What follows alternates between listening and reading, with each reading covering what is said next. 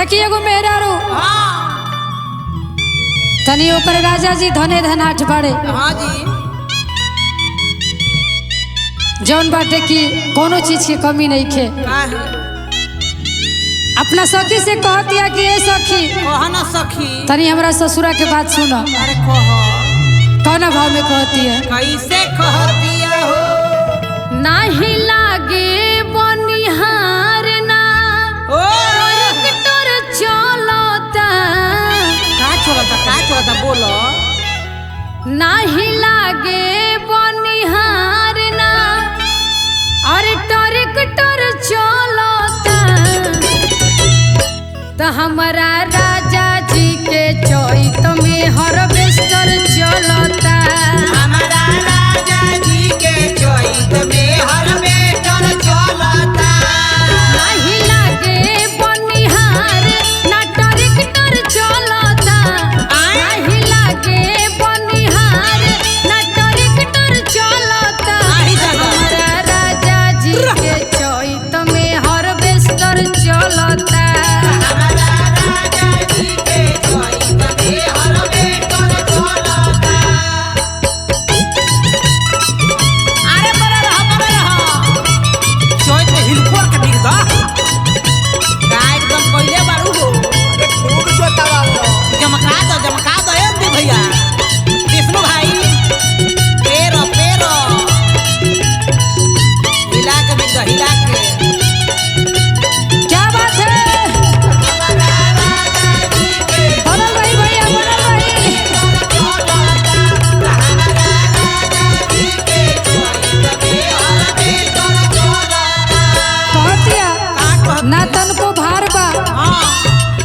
कुछ करे के पड़ेला जब कटिया के समय आवेला। घर ही में हम तो आराम करीला। देखो भाव बा कहतिया होला नहीं कटिया नहीं बोझावा बन्हाला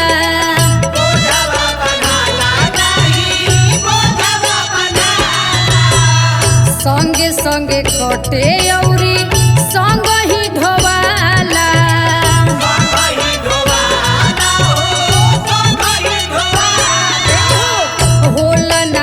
कटिया औरी बोझा ना ढोवाला संगे संगे कटे औरी संग ही ढोवाला। नहीं अब खरिहानी में थ्रेसर चलता। नहीं अब खरिहानी में थ्रेसर चलता। तो हमारा सैया जी के चैत में हार्वेस्टर चलता।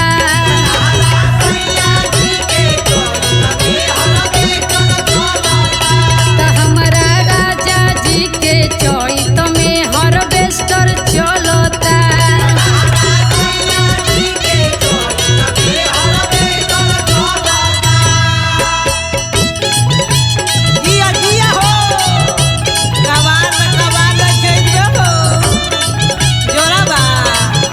पुष्पा दीदी शुभम चले चलो बोझा उठाइए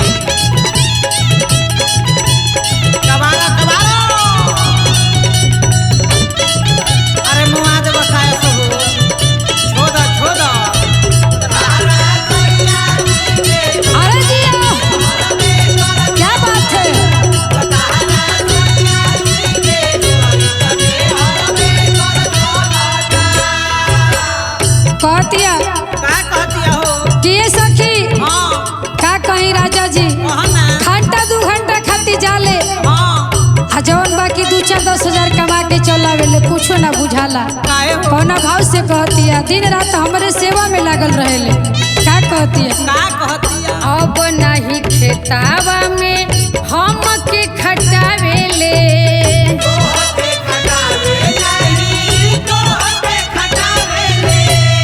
नहीं खाना पानी सैया हमरा से मंगावेले।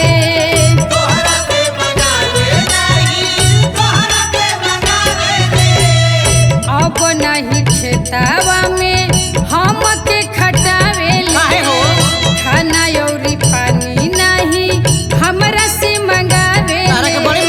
कटिया पिटिया अब तो पहिले से बेहतर चलता। कटिया पिटिया अब तो पहिले से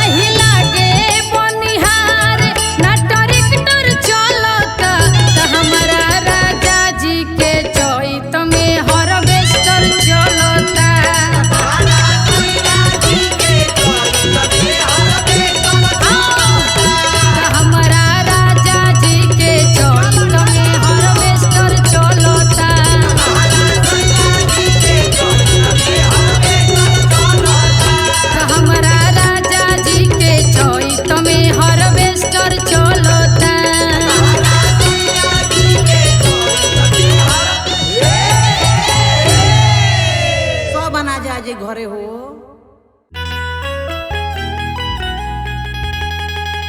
देखिए एगो मेहरारू गौना करा के आइल भी चैत के महीना में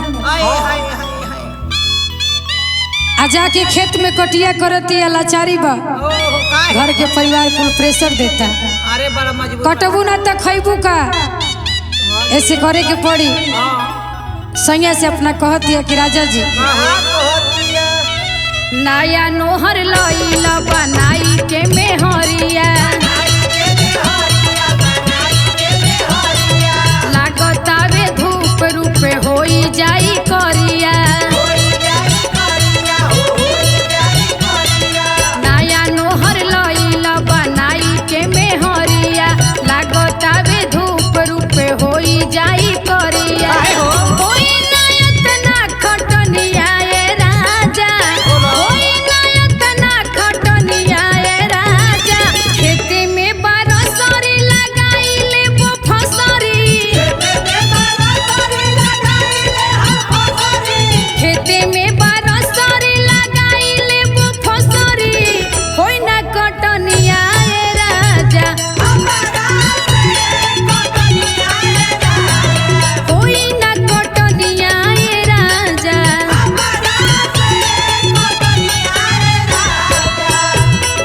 ऐसा न करी हो। एगो हबू मर्दाने है दुख बुझी हो। अरे जिया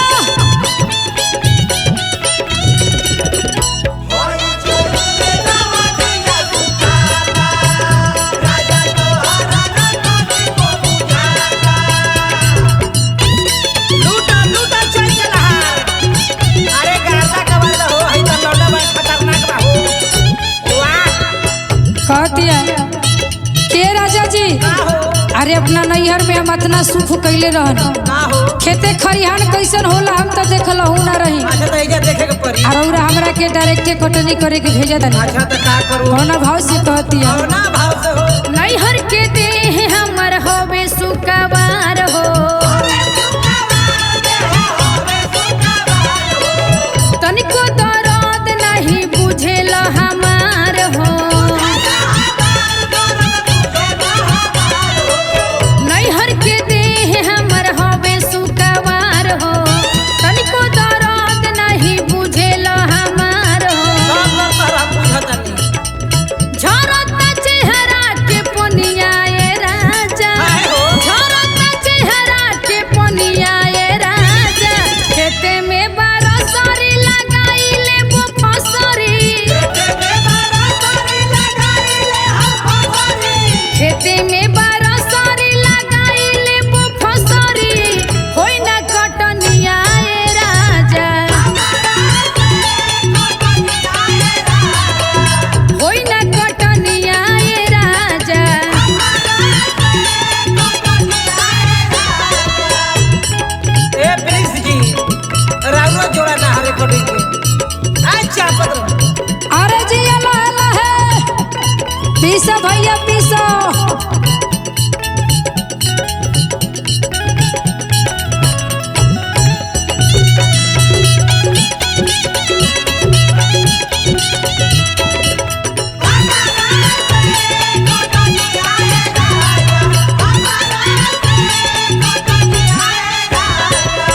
कहतिया का कहतिया क्या रे राजा जी कहो ना हो। सब चैती के अनाज झर जाई हाँ और हमरा खाली फेरा में बानी कि सब काम हम ही कर दी तो के करी निहोरा बाकी रउआ के तनका हमार साथ दी कौना भाव से कहती है कौना भाव से हो। कबू नहीं गोटिया के जननी हमारा होत बड़ा दास ना बड़ा जहावा गरम कबू नहीं जननी ह गोटिया के मरम होत बड़ा दास ना बड़ा जहावा गरम जरता घाम में जवनिया ए राजा जरता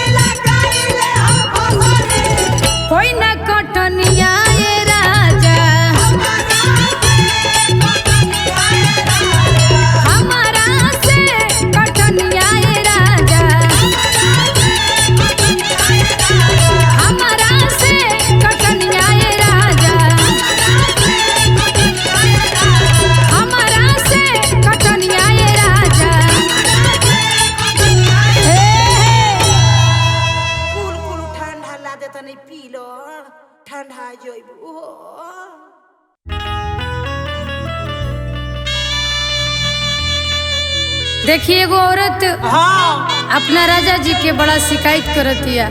का करतरियो कहतिया का ए राजा जी कहन रानी अरे अभी हम लगले के आइल बानी आ रउआ हमरा के हंसुआ के बेट धरावे लगनी। अरे तो धर ही के न परी हो।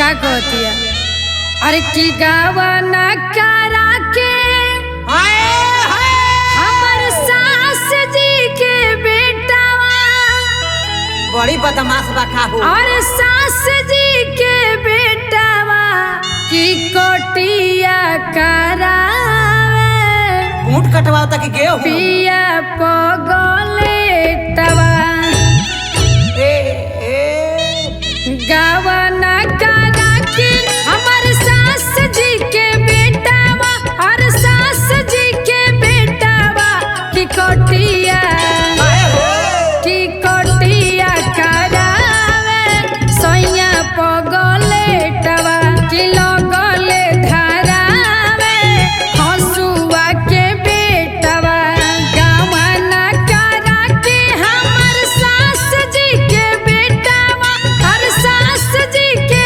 बेटावा की कोटिया हाय हो की कोटिया करावे सोया पगले तवा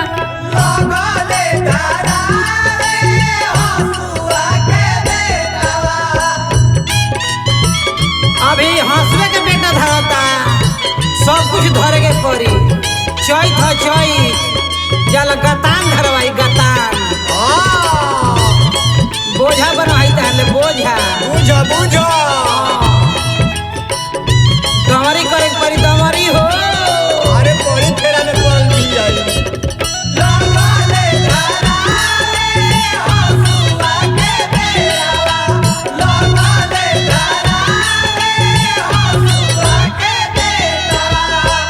कहतिया का कहिए सखी जैसे ही 4 भोर बजता हाँ जगावे लागता कि चलो बेरा हो गई ए बारा कटिया करे चले के बाद हाँ बड़ा हमर भोरे भोरे के नींद खराब करता है सखी। तो ज्यादा का करबो मर्दन हतरे हो।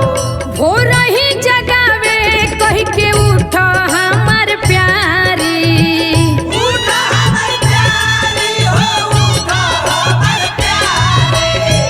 कहले कि चलो रानी चले के बाधारी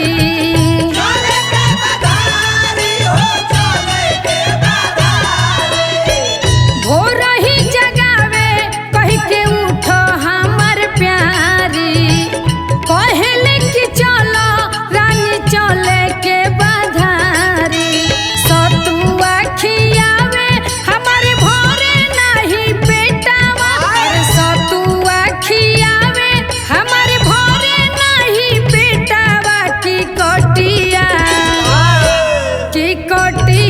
करावे पिया पगले तवा की लगले धरावे हंसुआ के बेटवा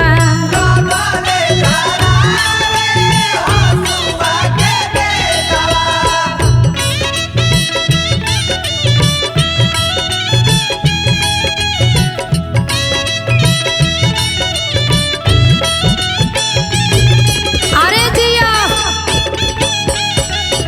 बनल रहा घेरा अरे घेर के हट गए हो।